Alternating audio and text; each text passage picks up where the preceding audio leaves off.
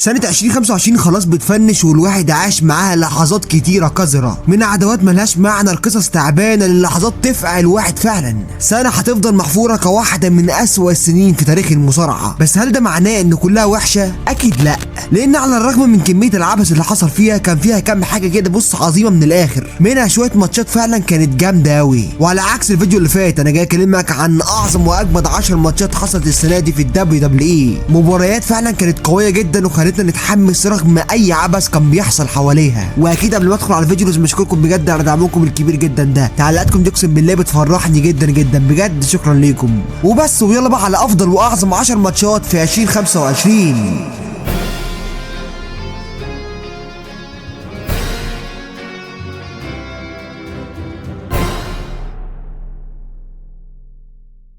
مش محتاج اقول لك بقى ان القايمه دي كلها من وجهه نظري عادي جدا، واللي ممكن تختلف معاها عادي جدا برضه، لان الترتيب اساسا بيختلف من واحد للتاني على حسب بقى وجهه نظرك انت واستمتاعك بالماتش نفسه. فبكل بساطه ابقى انزل تحت اكتب لي قائمتك انت بترتيبك انت وبس. ويلا بقى على المركز العاشر. في المركز العاشر جون سينا ضد لوجان بول في كلاش ان باريس. العداوه بين الاثنين كانت غريبه جدا، يعني مره سينا يوقعوا في الرامبل وبعدها يتحدوا مع بعض تاني وبعدها لوجان بول يطلع يتحدى تاني لوحده، حاجات غريبه بتحصل. بس بلا شك العداوه نفسها كانت حلوه، وده لانهم سابوا المساحه لجون سينا علشان يقدموا صح، اللي هو خد راحتك يا سيدي المعلمين، يا عم اللي انت عايزه فيه يا عم خلاص خده. البروموهات كانت جامده فعلا والكلام بين الاثنين كان مقنع، خاصه جون سينا اللي كسر لوجان بول على المايك ودمره، اللي هو بص دمر هو والبرايم بتاعه. وعلى قد ما العداوه اتكرهت وقتها علشان طلعت زي الخازوق بين عداوته هو وبروك ليزنر، بس صدقني دي كانت افضل بمراحل منها. وبالفعل اتحدد ماتش بينهم في كلاش ان باريس، والماتش نفسه كان حلو برضه وما حسيتش ان هو مفروض علينا، يعني الماتش ما كانش وحش خالص من ناحيه الاداء تماما.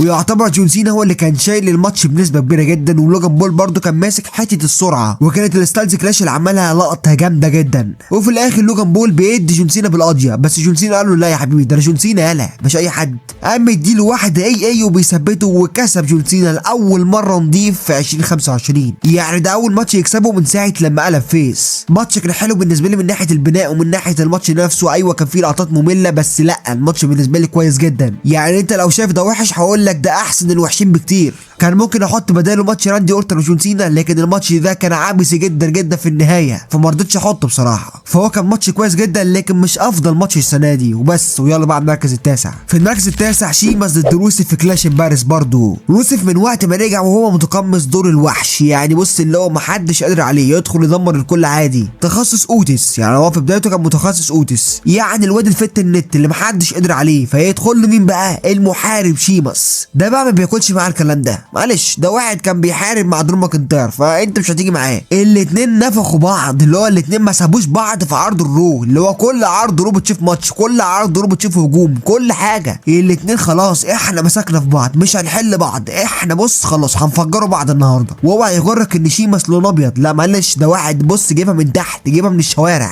بس برغم كل الماتشات اللي لعبوها في عرض الرو مفيش ولا ماتش في عرض شهري، وده يخليك تحس ان العداوه صغيره جدا او ملهاش لازمه، اللي هو عداوه في عرض الرو عادي يعني. فيتحدد لك ماتش بينهم في كلاش ان باريس، والماتش ده يعتبر كده من غير قوانين علشان اجيب لك من الاخر. عايزك بقى تشوف الشغل العالي جدا اللي حصل بين الاتنين في الماتش بتاعهم. الماتش كان تلت ساعه بس كانوا بص ممتعين جدا جدا جدا، انت قاعد مستمتع بكل ثانيه في ال20 دقيقه. وزي ماتش جون سينا ولوجان بول الجمهور عمل السليمه معاهم، الجمهور الفرنسي يا جماعه بص حاجه تانية خالص، حاجه بص تسمعها كده وخلاص انت اتحمست دلوقتي خلاص، يعني حتى لو الماتش نفسه تعبان انت قاعد متحمس برضه، متعرفش ازاي التشجيع ممكن يخلي الماتش نفسه افضل مما كان عليه. ما بالك بقى لما يكون الماتش نفسه جامد جدا والجماهير كلها متحمسه معاه قوي، وده اللي حصل في الماتش ده وكان رايق بجد، وشفنا كام لقطه جامدين قوي. لكن في الاخر بعد كل الجمدان اللي حصل ده روسيف بيجيب الفوز، وده عن طريق انه يخلي شيماس يستسلم، ودي حاجه مش سهله تماما. فبصراحه كعداوه وماتش بجد كانوا جامدين قوي بالنسبه لي انا على الاقل. ممكن ناس تختلف معايا وتقول لي انت ايه اللي جايبه ده، هقول لك دي وجهه نظري انا زي ما قلت لك. فهو كان ماتش جامد جدا بالنسبه لنا وبس. ويلا بقى على المركز الثامن. في المركز الثامن جون سينا وسيم بانك في نايت اوف تشامبيونز. بعد ما خلص جون سينا خلص على راندي اورتن طلع له مين بقى؟ سيم بانك، واللي بين النقاش عطى جون سينا افضل عداوه بص في جولته الاعتزاليه كلها. العداوه كانت من نار، اللي هو انت قاعد مش ملاحق، اللي هو ايه الجمدان ده، اللي هو انت في وسط ما في 100 عداوه تانية شغاله، هي دي العداوه بس اللي لافته نظرك. بتشوف اتنين ليهم تاريخ طويل جدا مع بعض وكره حقيقي متبادل، او كان متبادل يعني قبل ما يتصفى بينهم. القصه كانت قويه جدا، بس لاول مره جون سينا يبقى هو الهيل فيها، ودي حاجه غريبه جدا علينا بصراحه، بس برضه استمتعنا بيها. الاتنين قدموا لنا افضل بروموهات السنه، اللي هو انت قاعد مش يخرب بيت جمدانكو يا اخي، يخرب بيت جمدانكو. اتنين من اعظم المصارعين اللي مسكوا المايك واقفين قدام بعض، فانت كده كده هتشوف عظمه. ويكفي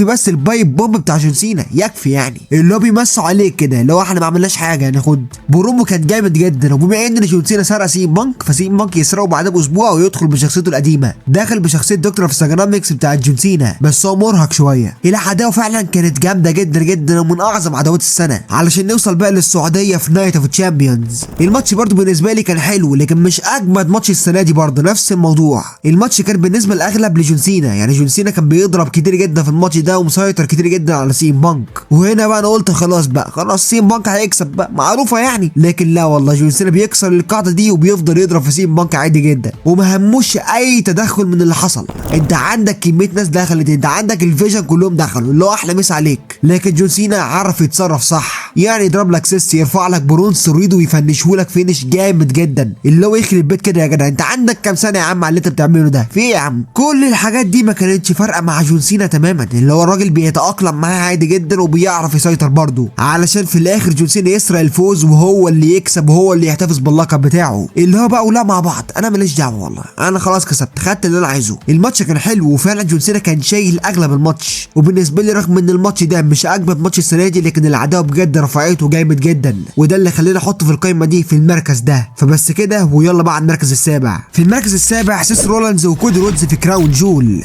العداوه دي معلم ممتده لسنين طويله جدا، من سنه 2022، والقصه نفسها فيها كلام كتير. وكودي رودز دايما كان بيكسب عادي جدا على سيس رولانز، يعني سيس اتهزم كتير جدا منه، كان بيتهان بالهبل. والسنه دي بعد ما سيس صرف الشنطه واخد اللقب وكودي رودز رجع لقبه، وخلاص الموضوع بقى باين، لاننا بنقرب من كراون جول ولازم هيحصل بطل ضد بطل، علشان بالفعل نشوف عداوه نظيفه بين الاثنين. كل واحد فيهم كان شايل ومعبي من التاني، كل واحد، خاصة سيس رولانز، لانه كان بيخسر دايما، اللي هو الراجل خسر 3 ماتشات، اللي هو ايه يا جدع ده انا ما كسبتكش مره يا جدع. وكمان طاره كبير جدا من ناحيه رومان رينز، اللي هو يا معلم انا كنت معاك ساعه لما انت غلبت رومان رينز، دلوقتي اتحالفت معاه، طب ازاي بقى؟ اللي هو في كلام نقوله، في حكي ممكن نحكيه، في قصه هنا. القصه نفسها كانت جامده فعلا، والبرومات نفسها اكدت لك على كده، لغايه بقى لما وصلنا لكراون جول وشفنا بقى سرد للحكايه دي كلها والقصه الطويله دي، اللي هو الاثنين ابدعوا لك في الحلبه، وروك كل كلمه اتقالت في البروموهات جوه الحلبه. الماتش ما كانش حلو، هو كان حلو قوي. شفنا كام لقطه عظيمه جدا زي الكروس رودز من فوق الحبل الثالث، او اللقطه اللي عملها السيس بتاعت شين ماكمان.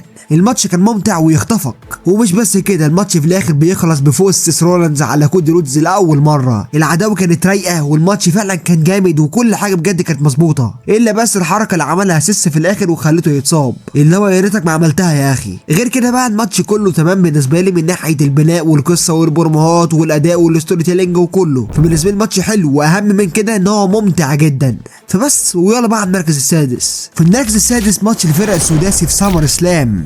بص، هي قصه الماتش ده مش هقول لك انها عظيمه، هي بس خناقه كده بين كل الفرق اللي موجوده، يعني كل الفرق عادله في الكواليس، كل واحد عايز يكسب، كل واحد عايز ياخد اللقب، كل واحد عايز يفرتك الدنيا، وبرده كلهم لعبوا ضد بعض اكتر من مره. فانت عندك الكيمياء بين كل فريق والتاني جامده قوي، اللي هو لعبوا كتير جدا مع بعض، يعني في كيمياء بنت لذينه بينهم على الحلبه، مفيش مجال للهزار. وعلشان نخلص من زن كل الفرق دي هنعمل ماتش واحد بس، اتحدد لك ماتش فرق سداسي في الليله الثانيه لسمر سلام، والالقاب متعلقه فوق، ولو راجل اطلع هاتها. النوع ده من الماتشات انا بحبه جدا جدا جدا جدا للصبح بقى. انا بعشق ماتشات الهاردي بويز والدادلي بويز بصراحه، بعشقها. اي نعم، ايوه الماتش ده مش هيكون زيهم، بس اي حاجه من ريحتهم، اللي هو خد يا عم. وبالفعل جت سمر سلام واتلعب الماتش اللي بص مفيش جدال، مفيش جدال، ماتش ممتع للصبح، اللي لو انت ما عندكش وقت تزهق اساسا، مفيش ثانيه ممكن تمل منها. الماتش كان 16 دقيقه بس من المتعه، ويمكن ده عيبه الوحيد ان هو قصير، بس بصراحه برضه مش لوحده اللي كان كده، معظم مباريات العرض كانت كده اساسا. لكن بجد الماتش ده كان حاجه ثانيه خالص كده، حاجه بتدوب في البق، اللي هو انت اصلا مستمتع. ماتش كان ممتع وحصل فيه سبوتات رايقه فعلا، ولقطه كسر الترابيزات بالدي اي واي كانت جامده. كل حاجه في الماتش كانت جامده تقريبا، اللي هو انت مفيش عيب واحد ممكن تمسكه عليهم. معاهم. ده غير بقى ان كل الفرق اللي مشاركه اساسا في الماتش كلهم جامدين، فكان ماتش بجد عظيم جدا. ايوه مش زي الماتشات القديمه بس برضه يظل جامد جدا، وطبعا يستاهل التواجد معانا وبس. ويلا بقى على المركز الخامس. في المركز الخامس كودي رودز ضد كيفن اوينز في الرويال رامبل. بص بصراحه الماتش ده انا كنت حاطه مركز اول في بدايه السنه، بس في كام ماتش كده خطف اللقب ده منه بصراحه. الحكايه بتاعت الماتش ده كانت جامده جدا بالنسبه لي انا، كانت ان كيفن اوينز تعب من كودي رودز خلاص، واحترامه بقى المتبادل بقى مع رومان رينز والناس دي بقى كده خلاص، وتحالفاته بقى قال لك بص انا اخونك بقى انا اخونك. وبالفعل في عرض ساتردي نايت مين ايفنت كيفن اوينز بيروق عليه وبياخد منه اللقب. لا هو ما كسبوش، هو سرق اللقب اللي كان معمول احتفالا بقى وكده يعني، وكودي رودز كان فرحان بيه وكده، قال لك لا انا اخده بقى انا سرقته خلاص. وبدات عداوه بينه وبين كودي رودز ممتازه بالنسبه لي، ومش هبالغ لو قلت لك انها اعظم عداوه لكودي رودز من ساعه فوزه باللقب. العداوه كانت قويه، وكيفن اوينز كان بيلعب لك دور ستيف اوستن المتمرد اللي مش فارق معاه الاداره ولا انه يطرد ولا اي حاجه، ولا كودي رودز اللي عامل لك فيها سوبرمان مش فارق معاه اي حاجه من دي. اما كودي بقى زي ما انت عارف بقى ان هو المحترم الشريف العفيف اللي بيرجع العداله كده ويرجع الحق لاصحابه. بس في العداله نفسها كودي اتجرأ جامد جدا على المايك وقدم لك بروموهات فعلا جامده قوي. البروموهات كانت حماسيه بين الاثنين بصراحه، مش هقول لك من كودي رودز بس ولا كيفن اوينز بس. وبعد ضرب وعجن خلاص الاثنين هيلعبوا لك في عرض الرويال رامبل، فماتش من نوع ايه بقى؟ لادر ماتش سلالم. ويا سلام بقى على ده ماتش، يا سلام يا اخي عظمه اقسم بالله. كيفن اوينز كان بايع جسمه اللي هو انا مش عايزه خلاص الماتش ده، انا مش عايز جسمي يا عم خده اهو. وكذلك كودي رودز اللي خلاص جسمه اتهان في الماتش ده، اتعمل عليه كام سبوت اللي هو دمار، اللي هو خلاص كودي رودز ده مش هينفع يمشي بعد كده. الماتش ده هربان يا معلم، معلش الماتش ده ما يجيش كده اصلا في عصر تريبل اتش، مش لايق عليه اساسا، مش راكب. ماتش فعلا يرجعك لايام زمان. وما يعيب الماتش ده كله كده من اوله لاخره هي نهايته، لان بعد ما كودي رودز اتنفخ وطالع عين امه وظهره اتدغدغ قام مره واحده كده وخلص على كيفن اوينز. ما هو كده والله ما اعرفش بقى، وراح وطالع السلم واخد اللقبين وخلاص. كودي رودز كسب وخلاص الموضوع منتهي. بالله عليك فهمني ازاي انت عملتها ازاي؟ انا مش فاهم يعني. انت طالع عين امك طول الماتش وفجاه كده فقت ودمرت كيفن اوينز وطلعت خدت اللقب ده ازاي؟ ده انت هاكر يا ابني، انت هاكر يعني مهكر اللعبه. انا مش فاهم. وانا بقول لك ان النهايه مش عجباني مش بس علشان كده، لا علشان كل حاجه بتقول لك ان كيفن اوينز لازم يكسب وياخد اللقب، وكودي رودز طلع باحسن صوره وان هو البطل الذي لا يقهر. ماتش بالنسبه لي عظيم جدا من ناحيه الاداء، لكن النهايه بتاعته عايزه شغل كتير جدا جدا علشان تتحسن حتى، فاكيد كان يستاهل يكون موجود معانا لان هو فعلا ماتش جامد جدا جدا. وبس كده. ويلا بقى على المركز الرابع. في المركز الرابع جون سينا وايج ستايلز في كراون جول. تعالى بقى ومتع عينك، الماتش ده اغرب ماتش فيهم بصراحه لانه ما اتبناش اساسا، كل اللي حصل تويتاته بس. لو انا نفسي العب الماتش ده وانا كمان فيلا نلعب الماتش، يلا بينا بقى خلاص يلا بينا يلا. الماتش اتحدد لك على طول في عرض كراون جول، وده اكيد سبب كافي خلينا نقول ان هو ماتش تسليكي اللي هو ماتش كده وخلاص، ده ما اتعملوش برومو يا جدع، فاكيد هيكون ماتش تعبان. لكن هوبا بينا كراون جول ونشوف بقى الماتش التاريخي. الماتش من قبل ما يبدا وانا قاعد فرحان قاعد مبتسم قاعد كده، بص اللي هو انتوا لو ما عملتوش اي حاجه انا قاعد فرحان برضه، لان حركه تقديم ستايلز بصراحه اللي كاتبها جون سينا كانت حركه خلتني قاعد مبسوط كده اللي هو انا قاعد فرحان وخلاص. وابتدى الماتش وعينك ما تشوف الا النور يا معلم، ابداع في كل حته، كل واحد داخل يخلص مفيش كلام. سينا عمل يجي 15 تكريم للمصارعين اللي هو يخرب بيتك يا جدع في ايه، كرم لك ناس بالهبل زي راندي اورتن وروسيف وزاميز وجيريكو وغيرهم بقى، وستايلز كذلك مع سموه جو والاهم شون مايكلز. بس مفيش تكريم زي تكريم بري وايت اللي عمله جون سينا، كان مشهد عظيم بجد. والماتش كان مكمل على كده، كل واحد بيكرم اللي عايز يكرمه. ابداع يا جماعه ابداع بجد. والحلو بقى انهم عملوا كده باحترافيه جامده قوي، اللي هو انت مش حاسس ان الحركه دي سيئه جدا. وانا عن نفسي كنت حاطط رجل على رجل وانا قاعد بتفرج قدام اخويا بقى اللي قال ان الماتش ده هيكون ماتش زباله. هو ايوه الماتش مش فني او ماتش مصارعه زي اللي احنا متعودين عليهم، لكن برضه كان جامد. انا شايف برضه ان هم كان ممكن يعملوا لك ماتش فني او ماتش عادي جدا تقليدي، لكن هم ما عملوش كده، هم قرروا يخلوا الماتش ده مميز، ماتش للتاريخ عمره ما هيتنسي، والواحد بجد استمتع بكل لحظه شافها. وفي الاخر شفنا توم بستوم من المعلم الاندرتيكر على واحد اي وبيفوز جون سينا. ماتش كده كده عظيم بالنسبه لي ما فيهاش كلام، اللي هو الاتنين سنهم كبير وعملوا لك ماتش فاجر نص ساعه كامله وما احتاجوش برومو واحد بس علشان يقدروا يحمسوك، يعني اللي هو احنا مش محتاجين حاجه علشان نقدر نحكي لك القصه بنفسنا. كده، مش محتاجين اي حاجه. شابوه بجد للاتنين دول بجد، وعادي جدا ممكن ياخد مركز اعلى او مركز اقل على حسب رايك انت. انا عايز اقول لك ان في مواقع كتيره جدا مصنفاه رقم 1، لكن بالنسبه لي الماتش ده مناسب جدا في المركز الرابع وبس. ويلا بقى المركز الثالث. في المركز الثالث سامي زين وكيفن اوينز في الإليمينيشن شامبر. القصه برضه بتبدا لك مع قصه كيفن اوينز وكودي رودز، لان اصلا كيفن ما كانش مع كودي بس، كان مع راندي اورتن كمان، بس هو عمل بايل درايفر لراندي اورتن دمرته، اللي هو خلاص المفروض ان هو اتصاب على كده، بس اصابه في القصه. يعني باختصار كيفن ما كانش حد قادر عليه، ونفس الكلام اللي عمله مع راندي اورتن عمله مع سامي زين، دمرهولك وعمل لك بايل درايفر وخلاص انت اتدمرت خلاص على كده. بس كيفن ما كانش بيسكت، وكان بيقول لك كل شويه ان هو الصح وان هو اللي على حق، وان هم طبعا اللي غلطانين في حقه وكل الكلام ده. وانا بصراحه معاه اللي هو كل كلامه منطقي بصراحه. كان بيقدم لك شخصيه الهيل المقنع صح جدا، كان بيحاول يقنعك باي شكل وكان بيعمل كده وبينجح في ده. وكيفن صعدها اكتر لما راح اتصور عند بيت سامي زين، اللي هو شخصنها معاه على الاخر، اللي هو انا وصلت لك لغايه بيتك. وعشان برضه سامي زين شخص حلو كده يعني، وبيحب العداله وبيحب الحق يرجع لاصحابه، وقال لك بص انا هرجع من الاصابه. ما اعرفش بقى، طب يا ابني ازاي انت مصاب؟ لا والله انا هرجع والله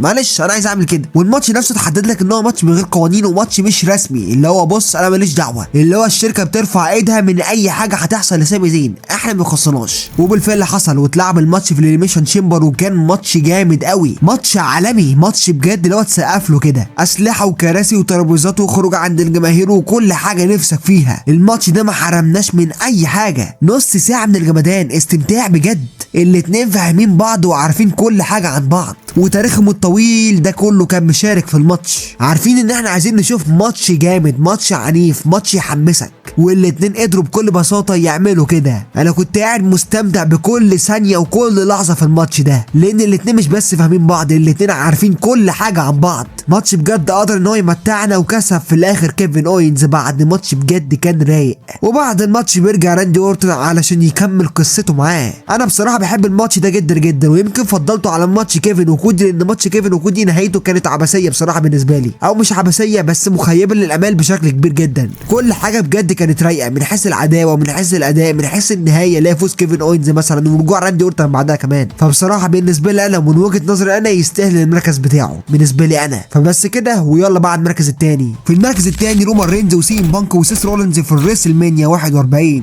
الحكايه بين الثلاثه متشعبه جدا ومن سنين، خاصه من ناحيه سيس ورومان، وضيف بقى سيس رولينز وسي ام بانك ورومان رينز وسي ام بانك ليله كبيره حضرتك. فالموضوع لا كان قوي جدا من ناحيه القصه والبناء نفسه، وده لان اصلا الموضوع بدأ لك من قبل الرويال رامبل، بس ابتدى لك تنفيذيا كده فعليا في الرويال رامبل نفسها، وده من ستومب سيس رولينز على رومان رينز. وبول هيمن بقى اللي ما كانش عارف طريقه فين وكان متلخبط بينهم، وليله كبيره. القصه بالنسبه لي كانت قويه، ورومان رينز يغيب ويرجع وينتقم كالعاده، يعني زي ما احنا عارفين يعني ده رومان رينز بيرجع 100 مره في السنه ما فيهاش حاجه. يعني بالنسبه لي البناء كان جامد، مش اللي هو جامد جدا واحسن بناء في العالم، لكن برضه كان بناء جامد. بس مشكله العداوه دي بالنسبه لي حاجه واحده بس، انها متوقعه ليفل 1000، اللي هو من زمان جدا طالع تسريبات بتقول لك ان الثلاثه دول هيلعبوا لك في ريسل مانيا، اللي هو من قبل اي حاجه كده طالع لك تسريبات وفعلا حصلت. بس يا عم سيبك من كل ده، جت الريسل مانيا وجاء احسن ماتش اصلا في الريسل مانيا كلها في الليلتين. الماتش حماسي من اول دقيقه، من قبل حتى ما يلعبوا، من دخلت كل واحد فيهم. بصراحه الموضوع باين قوي ان احنا داخلين على عظمه، مش داخلين على ماتش عادي كده. الثلاثه ابدعوا لك، خصوصا سيس رولينز ورومان رينز اللي قدروا يطلعوا بانك في احسن صوره ليه بجد. الماتش كان ممتع، وكل شويه تلاقي سبوت قوي جدا، اللي هو انت مش ملاحق مش عارف تبص عليه ولا ايه. وبرده ده علشان هو ماتش ثلاثي، فانت بص عندك عناصر كتيره جدا متوزعه في كل مكان. انا عن نفسي كنت قاعد مستمتع، اللي هو اخيرا يا جدع ماتش عدل، اخيرا. انا حبيت الماتش ده بكل حاجه حصلت فيه ما عدا النهايه، لان بعد جمدان استمر 32 دقيقه كاملين من المتعه بتحصل لك بقى النهايه اللي بالنسبه لي قفلتني شويه، لان لقينا بول هيمن بيخون سي ام بانك، وبعدها بيخون رومان رينز وبيتحالف مع سيس رولينز، فسيس بيقدر ان هو يكسب الماتش كده وخلاص. بول هيمن راح لصفه. هتقول لي طب انت ايه اللي مضايقك؟ هقول لك ان اللي مضايقني ان كل الكلام ده متسرب قبلها بيجي شهر تقريبا، وانا بنفسي طلعت قلته قبل الريسل مانيا، فعيب جدا ان هو اللي يحصل فعلا. لو انت نتيجه اهم ماتش عندك اتحرقت، طب تغيرها؟ طيب لا والله نعملها زي ما هي. وانا قايل كل الكلام ده في الفيديو بتاع العرض نفسه، علشان بس ما تفتكرش ان انا بهبد عليك دلوقتي. الماتش من ناحيه القصه والاداء كل حاجه جامده بصراحه، لكن النهايه بتاعته غير منطقيه بالنسبه لي. اللي هو انت ليه تسيب سي ام بانك وليه تسيب رومان رينز وتروح لسيس؟ انا عارف عارف ان كل ده علشان عامل الصدمه، لكن الصدمه فين وهو اصلا متسرب؟ يعني فين الصدمه؟ انا عايز افهم فين الصدمه. وده ما يعيبش الماتش كاداء ولا يعيبه على اي شيء، خصوصا ان هو مش على لقب يعني، فهو تمام. بس انا قلت اقول لك يعني بالنسبه لي الماتش ده كان جامد جدا في كل حاجه ما عدا النهايه. هتقول لي طب ليه حطوا المركز الثاني رغم ان هو جامد جدا؟ هقول لك لان هو والمركز الاول بالنسبه لي مركز واحد، يعني الاثنين جامدين جدا من الاخر. لكن ده يعتبر احسن ماتش ثلاثي السنه دي، او الماتشات اللي بيبقى فيها اكتر من اثنين، وده احسن ماتش فردي، بس ده الفرق الوحيد. فاتمنى تكون الرساله وصلت وما نلاقيش بقى جدال بقى طب انت ازاي حاطط ده تاني، طب انت ازاي حاطط ده اول، مش عارف ايه. هي ده رايي انا بصراحه، دي وجهه نظري انا وبس. ويلا بعد المركز الاول. في المركز الاول كودي رودز وجون سينا في سمر سلام. القصه بين كودي وسينا بدات لك من اول السنه، من اول تحوله للهيل اللي صدمنا كلنا، بس ما مشيتش معاهم صح. احنا عارفين ليه، الماتش كان زباله وقذر جدا جدا. ولو مش عارف ارجع وشوف بقى الفيديو اللي فات هتفهم كل حاجه. فالمهم ان جون سينا بعد ما خلص معاه كمل كهيل عادي جدا وسيطر وظبط حاله، وكودي رودز كان بيحلب علشان ياخد فرصه على اللقب من تاني، وبالفعل كسب لك الكينج اوف ذا رينج بعد ما ثبت لك راندي اورتن، ودي قصه حزينه تانيه لوحدها اساسا بقى. وعداوته مع جون سينا المره دي كانت مختلفه شويتين، لان جون سينا كان متردد، كان خايف منه، كان خايف يلعب معاه، اللي هو متعرفش ازاي بجد، اللي هو يا عم انت جون سينا يا عم في ايه مالك؟ لا والله انا خايف من كودي رودز. ده يا ابني ده كودي رودز انت خايف منه ليه؟ انا خايف منه بس علشان كودي رودز جامد يعني، ضربه وخلاه يمضي الماتش بالعافيه، وبعدها قال لك ان انت مضيت ماتش من نوع ستريت فايت.